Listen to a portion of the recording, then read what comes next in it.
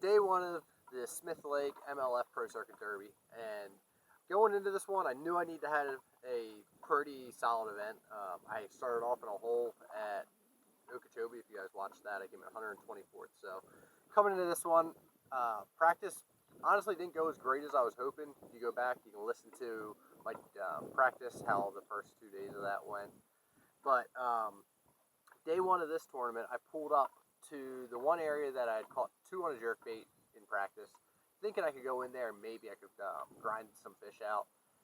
And I went in, never caught one off the 2 areas. So I started actually working down the edge, fishing some docks, fishing some other areas, and I took my Z-Man TRD on that Brush Easy Hayabusa head, and I fired it up under one of the walkways, and my lens is so light, it just kind of glides down real nice, and then when it hits, it stands straight up in front of the face, and when it landed, I shook it like 2 or 3 times, and I just felt it go, and reeled down, pulled in with my favorite rod, and got my first one. It was a 16-incher. I measured them up, making sure we were good to go, because there's a 15-inch limit in this tournament, not the typical 12-inch that they usually get the waiver exemption for. So I was pumped to have that one fairly early, the first probably half hour or so. Fished through that area a little bit longer and never got another bite, so I moved on to my second spot. And this was a spot I had not caught one in practice. It just looked like a good area. It was a spot that I thought I could. Actually, I caught him a couple years before that on it. So I went back there, and that was when I took up my Z-Man minnows. That's on a 1/4 ounce head I was throwing it, and I was making that long bomb, just firing it out there, let it sink to the bottom, and I would just crawl it along. You could just feel it going, dunk, dunk, dunk, just hitting the rocks. I was fishing that one probably in about 10 to 15 foot of water. It was up a little bit shallower than the fish that were actively feeding on the herring. So I don't know if that was just a different kind of fish or what, but I would assume that one was moving up there, getting ready to spawn in the near future. But just throwing that along, this is bad shad. That's what I caught most of my fish on. Looks a lot like those bluebacks in there. Got that little bit translucent belly, and then it's got a darker top. The bluebacks actually got a little bit greener, but it didn't really seem to matter too much. But so I'm reeling it in, and I reel into that fish. It's a good one. Get it in the boat. There's another actually 15-incher, which that week I would take any fish that was over 15 or over. Because the first day I ended up only weighing in 4. We'll get to the next 2 after that. Because after that I ran around a bunch, caught a bunch of short fish. I caught one on a jerk bait. I was using my Lowrance active target. I could see them.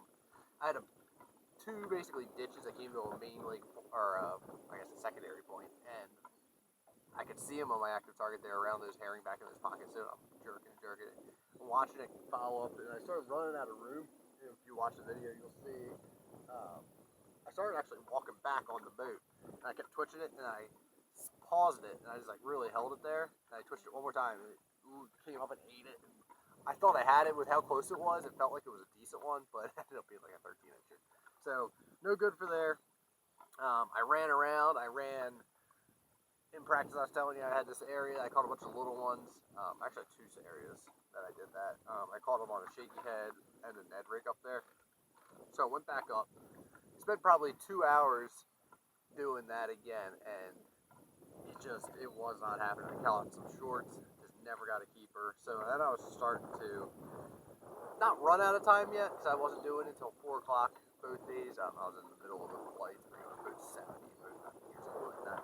But I went in there, worked through there as much as I could, came back to where I caught that fish on the minnows earlier, and this time, when I was looking at my active target, I would shine it around. You could see there's a pot of bait there, some fish over there. And this time, instead of just seeing the herring, I was actually seeing the spots out there too.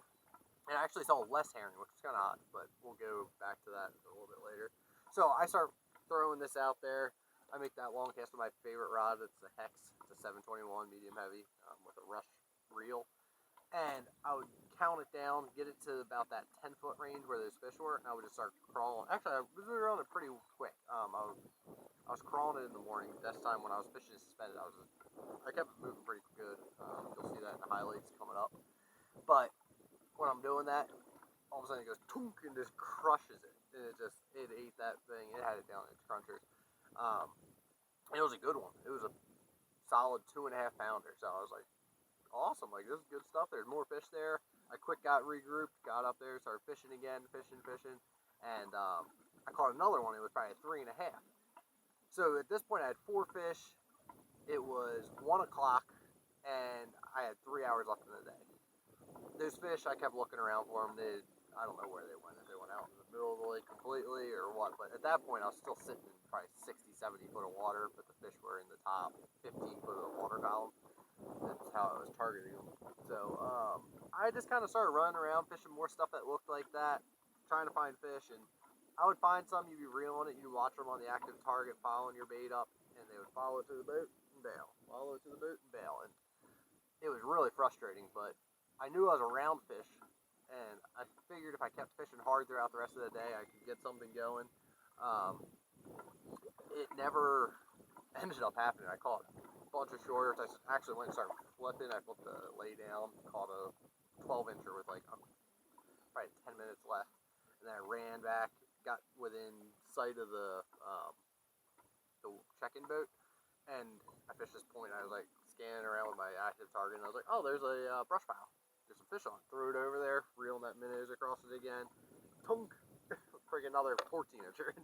I could not buy that 5th fish, and it had me concerned. I thought it was going to end up costing me. I finished day 1 in, I want to say, the low 70s, high 80s, something, or yeah, high 70s, low 80s, something like that. I can't remember exactly, but yeah, that was how the day 1 went. I knew I was gonna have to regroup, so I went back to the house, kind of came up with another game plan, and we'll see how that goes on day 2.